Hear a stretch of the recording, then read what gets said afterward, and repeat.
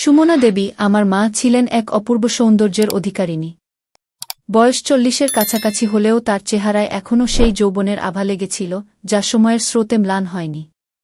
তার লম্বা কালো চুল, যা প্রায়শই খোলা থাকত বাড়িতে, হালকা হাওয়ায় দুলে উঠত। চোখ দুটো ছিল গভীর, যেন কোনো অদৃশ্য সমুদ্রের তলদেশ। আর তার হাসিতে ছিল এক ধরনের মিষ্টি বিষাদ, যা আমাকে সবসময় আকর্ষণ করত। আমি রাহুল, তার একমাত্র ছেলে। বয়স 26। চাকরির সুবাদে শহরের বাইরে থাকতাম, কিন্তু প্রতি মাসে বাড়ি ফিরতাম। বাবা চলে গিয়েছিলেন অনেক আগে একটা দুর্ঘটনায়। তারপর থেকে আমাদের দুজনের জগৎটা ছোট হয়ে গিয়েছিল, কিন্তু সেই ছোট জগতেই ছিল অনেক অদেখা আলোধারী। সেই বছরের শীতের শুরুতে আমি বাড়ি ফিরলাম, অফিসের ছুটি নিয়ে 2 সপ্তাহের জন্য। বাড়িটা ছিল পুরনো, কলকাতার উপকণ্ঠে একটা শান্ত পাড়ায়। চারপাশে পুরনো বাড়ি, গাছপালা, আর দূরে নদীর হালকা শব্দ। মা একা থাকতেন। আমি ফোন করলে বলতেন, ঠিক আছি রে, তুই চিন্তা করিস না কিন্তু আমি জানতাম একাকিত্ব তাকে কুরে কুরে খাচ্ছিল। আমার আসার খবর পেয়ে তিনি খুব খুশি হয়েছিলেন। স্টেশন থেকে নেমে যখন বাড়ির দরজায় পৌঁছলাম, তখন সন্ধ্যা হয়ে গিয়েছে। দরজা খুলে মা দাঁড়িয়েছিলেন। পরনে হালকা সাদা শাড়ি, কপালে সিঁদুরের ফোঁটা। তার চোখে সেই চেনা উষ্ণতা। রাহুল, এসেছিস? কতদিন পর গু? মায়ের গলায় একটা কাঁপন ছিল, যা তিনি লুকানোর চেষ্টা করছিলেন।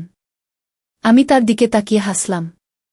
মা, তোমাকে দেখে মনে হচ্ছে আরও সুন্দর হয়ে গেছ। কি কথাটা বলে আমি নিজেই অবাক হয়ে গেলাম। এমন কথা আগে বলতাম না। মা একটু লজ্জা পেলেন, চোখ নামিয়ে বললেন, আয়, ভেতরে আয়। ঠান্ডা লাগবে গু। বাড়ির ভেতরটা ছিল চেনা গন্ধে ভরা। পুরনো কাঠের আসবাব, দেওয়ালে আমাদের পুরনো ছবি, আর রান্নাঘর থেকে ভেসে আসা মশলার সুবাস। আমি ব্যাগ রেখে সোফায় বসলাম। মা চা নিয়ে এলেন। তার হাত কাঁপছিল সামান্য। চায়ের কাপটা আমার হাতে দিতে গিয়ে আমাদের আঙুল ছুঁয়ে গেল। সেই স্পর্শটা সাধারণ, কিন্তু আমার মনে একটা অদ্ভুত অনুভূতি জাগল। আমি দ্রুত চোখ সরিয়ে নিলাম। মা বসলেন আমার উল্টো দিকে। কাজের কি খবর? শরীর ঠিক আছে তো? তার প্রশ্নে ছিল মায়ের সেই চিরকালীন চিন্তা। আমি হ্যাঁ বললাম, কিন্তু মনটা অন্য কোথাও ছিল। তার মুখের দিকে তাকিয়ে দেখলাম, চোখের নিচে হালকা ক্লান্তির ছায়া। একা থাকার ফল। আমরা অনেকক্ষণ কথা বললাম। পুরনো দিনের কথা, আমার ছোটবেলার গল্প, বাবার স্মৃতি। মা বললেন, তুই না থাকলে এ বাড়িটা যেন শ্মশান হয়ে যায় রে। কথাটা বলতে বলতে তার চোখে জল চিকচিক করল। আমি হাত বাড়াতে গিয়েও থেমে গেলাম। এখনো সময় হয়নি। রাতে খাওয়ার পর আমি আমার ঘরে গেলাম। পাশের ঘরে মা। দেওয়াল পাতলা, তাই তার নড়াচড়ার শব্দ শোনা যেত। আমি শুয়ে শুয়ে ভাবছিলাম, মা কত সুন্দর, কত যত্ন করে আমাকে মানুষ করেছেন। কিন্তু সেই যত্নের মাঝে কি কোনো গভীরতর অনুভূতি লুকিয়েছিল? আমি নিজেকে বোঝালাম, এসব চিন্তা ভুল। তিনি আমার মা। কিন্তু মনটা শান্ত হচ্ছিল না। জানালা দিয়ে চাঁদের আলো এসে পড়ছিল। বাইরে হালকা ঠান্ডা হাওয়া। আমি উঠে জানালা বন্ধ করলাম। পরদিন সকালে মা আমাকে ডাকলেন। রাহুল, উঠেছিস? চা খাবি? তার গলা শুনে আমার ঘুম ভাঙল। আমি নেমে রান্নাঘরে গেলাম। মা রান্না করছিলেন। পরনে হালকা নীল শাড়ি, চুল বেঁধে রেখেছেন। তার ঘাড়ের লাইনটা দেখে আমার মনটা অদ্ভুতভাবে আকৃষ্ট হল। আমি দ্রুত চোখ সরিয়ে নিলাম। মা, আমি সাহায্য করব বলে আমি পাশে দাঁড়ালাম। আমরা পাশাপাশি দাঁড়িয়ে রান্না করছিলাম। কখনো কখনো আমাদের কাজ ছুঁয়ে যাচ্ছিল। সেই স্পর্শে কোনো ইচ্ছাকৃততা ছিল না, কিন্তু আমার শরীরে একটা হালকা শিহরণ হচ্ছিল। মা কিছু বলছিলেন না, শুধু হাসছিলেন। দিনটা কাটল সাধারণভাবে। আমি বই পড়লাম, মা ঘর গুছলেন। বিকেলে আমরা ছাদে গেলাম। সেখান থেকে সূর্যাস্ত দেখা যায়। মা পাশে দাঁড়িয়েছিলেন। হাওয়ায় তার শাড়ির আঁচল উড়ছিল। আমি তার দিকে তাকিয়ে ভাবছিলাম, এই মহিলা আমার জীবনের সবচেয়ে কাছের মানুষ। কিন্তু কেন আজকাল তার কাছে থাকতে গেলে মনটা এমন অস্থির হয়? মা বললেন, রাহুল, তুই তো বড় হয়ে গেছিস। এখন বিয়েথা করার সময় এই কথাটা শুনে আমার বুকটা ছ্যাঁত করে উঠল। মা, তোমাকে ছেড়ে কোথাও যাব না আমার কথায় তিনি চুপ করে গেলেন। তার চোখে একটা অদ্ভুত আলো জ্বলে উঠল, যা আমি আগে দেখিনি। সন্ধ্যায় আমরা টিভি দেখছিলাম। পুরনো একটা সিনেমা। মা আমার পাশে বসেছিলেন। দূরত্ব ছিল স্বাভাবিক, কিন্তু আমি তার শ্বাসপ্রশ্বাসের শব্দ শুনতে পাচ্ছিলাম।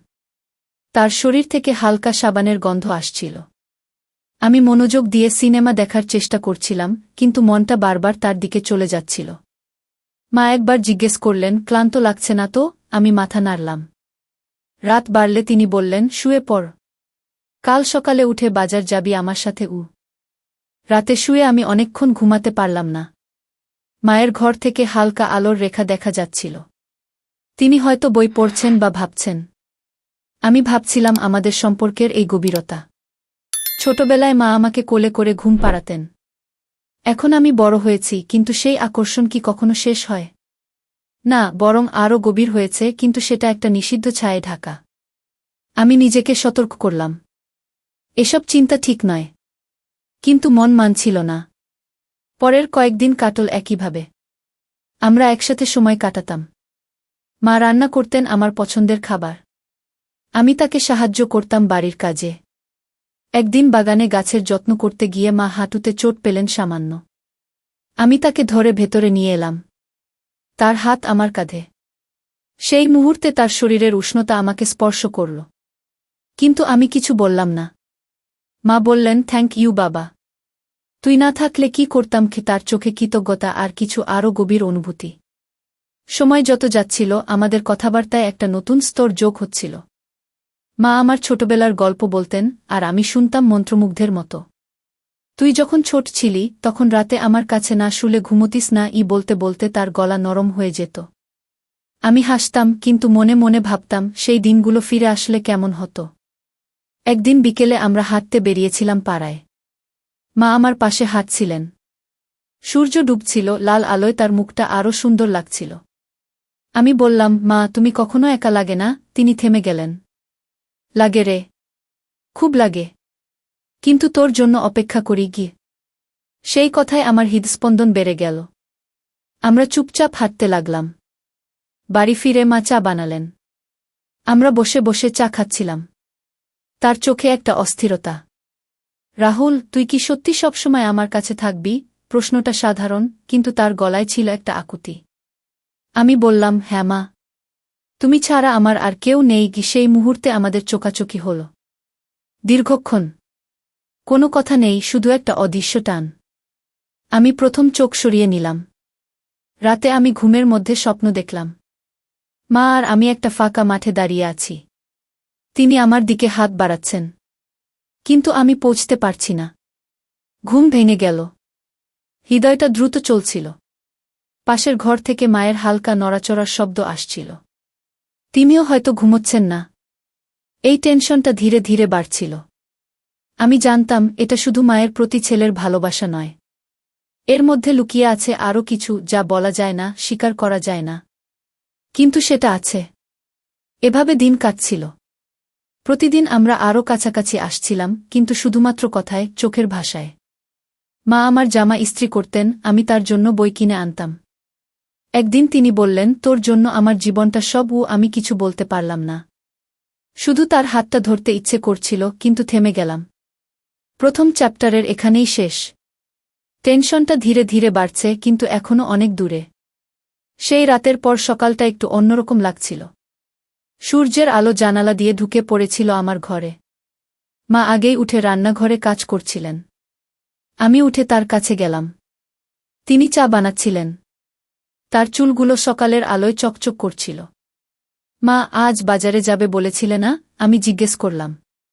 মা মুখ ঘুরিয়ে হাসলেন। সেই হাসিতে ছিল স্বস্তি আর একটা অজানা আনন্দ। হ্যাঁ রে, তুই যদি সাথে যাস তাহলে ভালো হয়। একা একা আর ভালো লাগে না। আমরা প্রস্তুত হয়ে বেরোলাম। পাড়ার রাস্তা দিয়ে হাঁটতে হাঁটতে মা আমার পাশে পাশে চলছিলেন। তার শাড়ির খসখস শব্দ, পায়ের চুড়ির আওয়াজ, সবকিছু আমার কানে অদ্ভুতভাবে বাজছিল। বাজারে পৌঁছে আমি তার ব্যাগ বয়ে নিলাম। মা সবজি দেখছিলেন, দরদাম করছিলেন। আমি পাশে দাঁড়িয়ে তাকে দেখছিলাম। কত সাধারণ কাজ, কিন্তু তার প্রতিটি নড়াচড়ায় একটা সৌন্দর্য ছিল যা আমাকে টেনে নিচ্ছিল। একবার তিনি একটা ভারী ব্যাগ তুলতে গিয়ে হাতটা কেঁপে গেল। আমি সঙ্গে সঙ্গে সাহায্য করলাম। আমাদের হাতের আঙুল আবার ছুঁয়ে গেল। সেই স্পর্শটা কয়েক সেকেন্ডের জন্য থেমে রইল। মা চোখ নামিয়ে নিলেন। থ্যাংক ইউ বাবা গু। বাড়ি ফিরে মা রান্না শুরু করলেন। আমি রান্নাঘরের দরজায় দাঁড়িয়ে গল্প করছিলাম। তিনি বললেন, তোর বাবা থাকলে এসব কাজ আমাকে করতে হতো না। কিন্তু তুই তো আছিস। কি কথাটা বলতে বলতে তার গলা একটু ভারী হয়ে গেল। আমি কাছে এসে বললাম, মা, আমি সবসময় তোমার পাশে আছি। চিন্তা করো না। তিনি আমার দিকে তাকালেন। চোখ দুটোতে ছিল গভীর আস্থা আর কিছু যা বলা যায় না। সেই দৃষ্টিতে আমার বুকের ভেতরটা গরম হয়ে উঠল। আমি দ্রুত রান্নাঘর থেকে বেরিয়ে গেলাম। দুপুরে খাওয়ার পর আমরা দুজনে বসে গল্প করছিলাম। ঘরের ভেতরটা শান্ত। বাইরে হালকা বৃষ্টি শুরু হয়েছে। মা জানালার কাছে দাঁড়িয়ে বৃষ্টি দেখছিলেন। তার শাড়ির আঁচল হাওয়ায় উড়ছিল। আমি সোফায় বসে তাকে দেখছিলাম। তার পিঠের লাইন, কাঁধের ভাঁজ, সবকিছু আমার চোখে নতুন করে ধরা পড়ছিল। মা, এখানে এসো। বৃষ্টিতে ভিজো না। আমি ডাকলাম। তিনি এসে আমার পাশে বসলেন। দূরত্ব ছিল স্বাভাবিক, কিন্তু আমাদের মধ্যে একটা অদৃশ্য সেতু তৈরি হচ্ছিল। মা বললেন, রাহুল, তোর ছোটবেলার কথা মনে পড়ে? তুই যখন অসুস্থ হতি, আমি সারারাত জেগে তোর কপালে হাত দিয়ে বসে থাকতাম। আমি হাসলাম। মনে আছে মা? তোমার হাতের স্পর্শে সব ব্যথা চলে যেত। কথাটা বলে আমি থেমে গেলাম। মা আমার দিকে তাকিয়ে রইলেন। তার চোখে একটা আবেগপূর্ণ ঝড়। এখনো তুই আমার সব। কিন্তু তুই বড় হয়ে গেছিস। আমি কি তোকে বেশি আঁকড়ে ধরছি? তার প্রশ্নে ছিল সন্দেহ আর ভয়। আমি বললাম, না মা। তুমি যত আঁকড়ে ধরবে আমি তত কাছে আসব। বৃষ্টি বাড়ছিল। ঘরের ভেতরটা অন্ধকার হয়ে আসছিল। মা উঠে আলো জ্বালালেন। তারপর আমাদের পুরনো অ্যালবাম বের করলেন। আমরা পাশাপাশি বসে ছবি দেখছিলাম। ছোটবেলার ছবি, আমি মায়ের কোলে। তিনি ছবি দেখতে দেখতে বললেন, তখনকার দিনগুলো ফিরে পেলে কেমন হয় রে? আমার হৃদয়টা দ্রুত চলছিল। আমি তার কাঁধের কাছে মাথা রাখতে চাইছিলাম, কিন্তু নিজেকে সামলালাম। মা, স্মৃতিগুলো তো আছে। সেগুলোই তো আমাদের কাছে গি। সন্ধ্যায় বৃষ্টি থামলে আমরা ছাদে গেলাম। আকাশ পরিষ্কার। তারা ফুটছিল। মা আমার পাশে দাঁড়িয়ে আকাশ দেখছিলেন। হাওয়া তার চুল উড়িয়ে দিচ্ছিল। আমি তার প্রোফাইল দেখছিলাম। তার ঠোঁটের হালকা কাঁপন, চোখের পাতা, সবকিছু আমাকে মোহিত করছিল। মা, তুমি কখনো নতুন করে জীবন শুরু করার কথা ভেবেছ? আমার প্রশ্নে তিনি চমকে উঠলেন। না রাহুল, তোকে ছেড়ে কোথাও যাব না। তুই আমার সব। তার কথায় একটা দ্বিধা ছিল, কিন্তু সেই দ্বিধার নিচে লুকিয়ে ছিল একটা গভীর আকাঙ্ক্ষা। রাতে খাওয়ার পর আমরা আবার বসলাম। মা একটা পুরনো গান গাইছিলেন। তার গলা মিষ্টি, আবেগে ভরা। আমি চোখ বন্ধ করে শুনছিলাম। গান শেষ হলে তিনি বললেন, তোর বাবা এই গানটা খুব ভালোবাসত। কিন্তু এখন তো তুই আছিস। আমাদের কথা চলছিল অনেক রাত পর্যন্ত। তিনি তার একাকিত্বের কথা বললেন, আমি আমার শহরের জীবনের কথা। কিন্তু প্রতিটি কথার মাঝে লুকিয়ে ছিল সেই অদৃশ্য টান। আমি যখন তার দিকে তাকাতাম, তিনি চোখ সরিয়ে নিতেন। কিন্তু সেই সরিয়ে নেওয়ার মধ্যেও ছিল একটা ইচ্ছা। পরদিন সকালে আমি উঠে দেখি মা আমার ঘরে এসেছেন। তিনি জানালা খুলে দিচ্ছিলেন। ঘুম ভাঙল। চা নিয়ে এসেছি। তার হাতে চায়ের কাপ। আমি উঠে বসলাম। তিনি বিছানার কিনারায় বসলেন। আমরা চা খেতে খেতে কথা বলছিলাম। তার শরীর থেকে আসা হালকা উষ্ণতা আমাকে ছুঁয়ে যাচ্ছিল। কিন্তু আমরা কোনো স্পর্শ করলাম না। শুধু কাছাকাছি বসেছিলাম। মা বললেন, রাহুল, তোর সাথে এভাবে সময় কাটাতে খুব ভালো লাগে। যেন পুরনো দিন ফিরে এসেছে গি। দিনটা কাটল বই পড়ে, গান শুনে। মা আমাকে তার পুরনো ডায়েরি দেখালেন। সেখানে আমার ছোটবেলার অনেক কথা লেখা। পড়তে পড়তে তার চোখ ভিজে গেল। আমি তার হাতের কাছে হাত রাখতে চাইলাম, কিন্তু থেমে গেলাম। মা, কাঁদছ কেন? তিনি হাসলেন। খুশিতে রে। তোকে পেয়ে কি? সেই কথায় আমার মনের ভেতরটা তোলপাড় হয়ে গেল। এই আকর্ষণটা কি শুধুই আমার, নাকি মায়ের মধ্যেও কিছু জেগে উঠছে? বিকেলে আমরা বাড়ির পেছনের ছোট্ট বাগানে গেলাম। মা গাছে জল দিচ্ছিলেন। আমি পাশে দাঁড়িয়ে সাহায্য করছিলাম।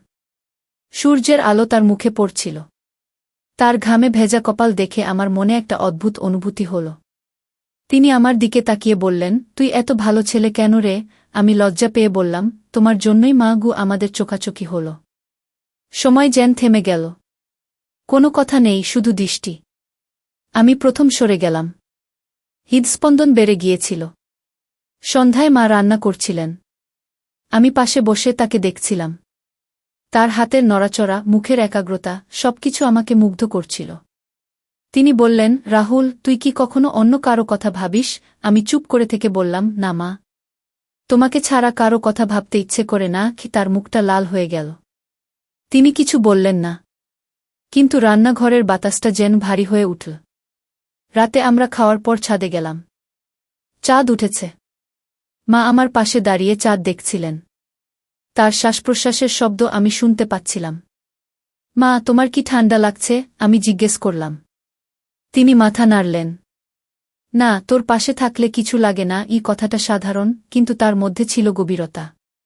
আমরা অনেকক্ষণ চুপ করে দাঁড়িয়ে রইলাম। তারা দেখছিলাম, কিন্তু মন ছিল একে অপরের কাছে। এভাবে দিনগুলো কাটছিল। প্রতিদিন টেনশনটা একটু একটু করে বাড়ছিল। আমরা আরও বেশি সময় একসাথে কাটাচ্ছিলাম। মা আমার জন্য নতুন নতুন রান্না করতেন, আমি তাকে নিয়ে বেড়াতে যেতাম। একদিন মা বললেন, রাহুল, তুই চলে গেলে আবার একা হয়ে যাব। তার কথায় আমার বুকটা ব্যথা করল। মা, আমি তোমাকে ছেড়ে যাব না। আমি বললাম। তিনি আমার দিকে তাকিয়ে রইলেন। চোখে একটা আবেগ যা আগে ছিল না। রাতে শুয়ে আমি ভাবছিলাম, এই আকর্ষণটা কোথায় নিয়ে যাবে? এটা কি ঠিক? কিন্তু মন বলছিল, এটা প্রকৃতিরই একটা অংশ। মা আমার জীবনের কেন্দ্র। তাকে ছাড়া আমি অসম্পূর্ণ। আর তার চোখেও সেই একই অনুভূতি। কিন্তু আমরা কেউ কিছু বলছিলাম না। শুধু ধীরে ধীরে কাছাকাছি হচ্ছিলাম। একদিন দুপুরে আমরা ঘরে বসেছিলাম। মা একটা বই পড়ছিলেন। আমি তার মুখের দিকে তাকিয়েছিলাম। তিনি বই থেকে মুখ তুলে বললেন, কি দেখছিস এত? আমি হাসলাম। তোমাকে। তুমি খুব সুন্দর। কি কথাটা বলে আমি লজ্জা পেলাম। মা চোখ নামিয়ে নিলেন। তার গাল লাল হয়ে গেল। আমি তো তোর মা। কিন্তু তার গলায় কোনো ধমক ছিল না, বরং একটা নরম স্বীকারোক্তি। সময় যত যাচ্ছিল, আমাদের মধ্যে সেই গোপন আকর্ষণটা আরও স্পষ্ট হয়ে উঠছিল। কিন্তু এখনও কোনো স্পর্শ নয়, কোনো আলিঙ্গন নয়। শুধু চোখ, কথা আর অদৃশ্য টান। টেনশনটা বাড়ছিল ধীরে ধীরে, যেন একটা ঝড় আসার আগের শান্তি। সেই দিনগুলো যেন একটা স্বপ্নের মতো কাটছিল। চ্যাপ্টারের শুরুতে যেমন বলেছিলাম, আমাদের জীবনটা ধীরে ধীরে একটা নতুন ছন্দ খুঁজে পাচ্ছিল। বৃষ্টির পরের সকালে আকাশ পরিষ্কার হয়ে গিয়েছিল। মা আমাকে ডেকে বললেন, রাহুল, আজ বাড়ির পেছনের পুকুর পাড়ে যাবি? অনেকদিন যাওয়া হয়নি। আমি রাজি হয়ে গেলাম। আমরা দুজনে হাঁটতে হাঁটতে পুকুর পাড়ে পৌঁছলাম। চারপাশে সবুজ গাছপালা, জলে হালকা ঢেউ। মা পাড়ে বসলেন। তার শাড়ির কুচি হাওয়ায় দুলছিল। আমি পাশে বসলাম। দূরত্ব ছিল কয়েক ইঞ্চি। মা জলে পাথর ছুঁড়ে দিচ্ছিলেন। ছোটবেলায় তুই এখানে এসে খেলতিস। আমি তোকে সামলাতাম। তার কথায় পুরনো স্মৃতি ভেসে উঠল। আমি বললাম, মা, সেই সময়গুলোতে তুমি আমার সব কিছু ছিলে। এখনও তাই। তিনি আমার দিকে তাকালেন। তার চোখে জলের প্রতিফলন। কিন্তু এখন তুই বড় হয়েছিস। আমি কি তোকে বেঁধে রাখছি? তার প্রশ্নে ছিল একটা অস্থিরতা। আমি মাথা নাড়লাম। না মা, তোমার কাছে থাকতে আমার ভালো লাগে। খুব ভালো লাগে। আমরা অনেকক্ষণ চুপ করে বসে রইলাম। পাখির ডাক, জলের শব্দ, সব মিলিয়ে পরিবেশটা যেন আমাদের মনের সাথে মিশে যাচ্ছিল। মা একবার আমার কাঁধের কাছে হাত রাখতে গিয়েও সরিয়ে নিলেন। সেই অসম্পূর্ণ স্পর্শে আমার শরীরটা হালকা কেঁপে উঠল।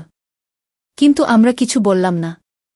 ফেরার পথে মা বললেন, তোর সাথে এভাবে বেরোতে খুব শান্তি লাগে রে। শহরের লোকজন, কোলাহল সব ভুলে যাই। বাড়ি ফিরে মা রান্না করতে লাগলেন। আমি তার পাশে বসে সাহায্য করছিলাম। রান্নাঘরের সীমিত জায়গায় আমাদের শরীর মাঝে মাঝে ছুঁয়ে যাচ্ছিল। সেই হালকা স্পর্শে কোনো ইচ্ছা ছিল না, কিন্তু আমার মনে একটা উষ্ণ অনুভূতি জাগছিল। মা কথা বলছিলেন নিচু গলায়। তার জীবনের কথা, একাকিত্বের কথা। রাহুল, অনেক রাতে ঘুম আসে না। তোর কথা ভাবি। তুই কেমন আছিস, কি করছিস? আমি তার কথা শুনে বললাম, মা, আমিও তোমার কথা ভাবি। সবসময়। তুমি ছাড়া আমার জীবন অসম্পূর্ণ। দুপুরে খাওয়ার পর আমরা বিশ্রাম নিচ্ছিলাম। মা তার ঘরে, আমি আমার ঘরে। কিন্তু ঘুম আসছিল না।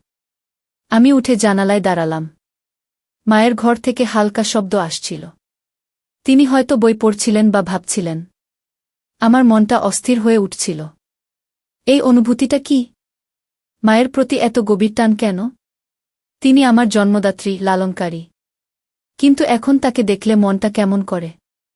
আমি নিজেকে বোঝালাম এটা শুধু ভালোবাসা। কিন্তু গভীরে জানতাম এটা তার চেয়েও বেশি কিছু। বিকেলে বিদ্যুৎ চলে গেল। হঠাৎ অন্ধকার হয়ে গেল ঘর। মা ডাকলেন, রাহুল, কাছে আয়। মোমবাতি জ্বালাই কেউ আমি তার ঘরে গেলাম। অন্ধকারে তার অবয়বটা দেখা যাচ্ছিল। তিনি মোমবাতি খুঁজছিলেন। আমি সাহায্য করলাম। কাছাকাছি দাঁড়িয়ে আমরা মোমবাতি জ্বালালাম। আলোয় তার মুখটা উজ্জ্বল হয়ে উঠল। চোখ দুটোতে ছিল একটা নরম আলো। অন্ধকারে একা থাকতে ভয় লাগে রেখ, তিনি বললেন। আমি বললাম, আমি তো আছি মা। ভয়ের কিছু নেই গি। আমরা মোমবাতির আলোয় বসে গল্প করছিলাম। বাইরে হাওয়া বইছিল। ঘরের ভেতরটা উষ্ণ হয়ে উঠছিল আমাদের উপস্থিতিতে। মা বললেন, তোর বাবা চলে যাওয়ার পর আমি ভেবেছিলাম জীবন শেষ। কিন্তু তুই ছিলি বলে টিকে আছি কি। তার কথায় আমার চোখে জল এসে গেল। মা, তুমি আমার শক্তি। আমরা কথা বলতে বলতে সময় ভুলে গেলাম। মোমবাতির আলো কমে আসছিল। তার শ্বাসপ্রশ্বাসের শব্দ আমি স্পষ্ট শুনতে পাচ্ছিলাম। কাছাকাছি বসে থাকার অনুভূতিটা অদ্ভুত শান্তি দিচ্ছিল। বিদ্যুৎ ফিরে এলে মা হাসলেন। তোর সাথে থাকলে সব অন্ধকার দূর হয়ে যায়। সেই কথায় আমার হৃদয়টা পূর্ণ হয়ে উঠল। সন্ধ্যায় আমরা ছাদে গেলাম। আকাশে তারা। মা আমার পাশে দাঁড়িয়ে। তার শরীর থেকে আসা হালকা উষ্ণতা হাওয়ায় মিশে যাচ্ছিল। আমরা কথা বলছিলাম জীবনের স্বপ্নের কথা। মা বললেন, আমার আর কোনো স্বপ্ন নেই রে। শুধু তোকে সুখী দেখতে চাই। আমি বললাম, মা, তোমার সুখ ছাড়া আমার কোনো সুখ নেই গু। রাত বাড়ছিল। আমরা ঘরে ফিরলাম। মা আমাকে শোয়ার আগে জল দিলেন। তার হাত আমার হাতে ছুঁয়ে গেল। সেই মুহূর্তে সময় থেমে গিয়েছিল যেন। কিন্তু আমরা দ্রুত সরিয়ে নিলাম। মা বললেন, শুয়ে পড়। কাল আবার নতুন দিন। কি তার গলায় একটা কাঁপন। আমি আমার ঘরে গিয়ে শুয়ে পড়লাম। কিন্তু ঘুম আসছিল না। মায়ের চিন্তা, তার চোখ, তার কথা, সব মিলিয়ে মনটা উথালপাথাল করছিল। এই টানটা কি নিষিদ্ধ? কিন্তু এত সুন্দর কেন লাগছে? পরের দিন সকালে মা আমাকে নিয়ে মন্দিরে যেতে চাইলেন। আমরা হেঁটে মন্দিরে পৌঁছলাম। মা প্রার্থনা করছিলেন। আমি পাশে দাঁড়িয়ে তাকে দেখছিলাম। তার মুখে ছিল একাগ্রতা। ফেরার পথে তিনি বললেন, ঈশ্বর যেন আমাদের সবসময় একসাথে রাখেন। আমি চুপ করে শুনলাম। মন্দিরের ফুলের গন্ধ তার শাড়িতে লেগেছিল। বাড়ি ফিরে আমরা দিনটা শান্তভাবে কাটালাম। মা আমার জন্য পুরনো গল্প বললেন। আমি শুনতে শুনতে তার মুখের প্রতিটি ভাঁজ লক্ষ্য করছিলাম। তার চোখের কোণে হালকা বলিরেখা, যা তাকে আরও আকর্ষক করে তুলেছিল। বিকেলে আমরা বই পড়ছিলাম একসাথে। একই বইয়ের পাতা উল্টাচ্ছিলাম। মাঝে মাঝে আমাদের আঙুল ছুঁয়ে যাচ্ছিল। সেই স্পর্শে একটা হালকা কাঁপন। কিন্তু কোনো কথা নয়। সন্ধ্যায় আবার বৃষ্টি এল। আমরা জানালার কাছে দাঁড়িয়ে বৃষ্টি দেখছিলাম। মা বললেন, এই বৃষ্টিতে মনটা কেমন করে রেছি। আমি তার কাছে দাঁড়িয়ে বললাম, আমারও। কিন্তু তোমার সাথে থাকলে সব ঠিক হয়ে যায়। তার শ্বাস প্রশ্বাস আমি অনুভব করছিলাম। কাছাকাছি দাঁড়িয়ে থাকার অনুভূতিটা ধীরে ধীরে গভীর হয়ে উঠছিল। আমরা অনেকক্ষণ সেভাবে দাঁড়িয়ে রইলাম। কোনো স্পর্শ নয়, শুধু উপস্থিতি।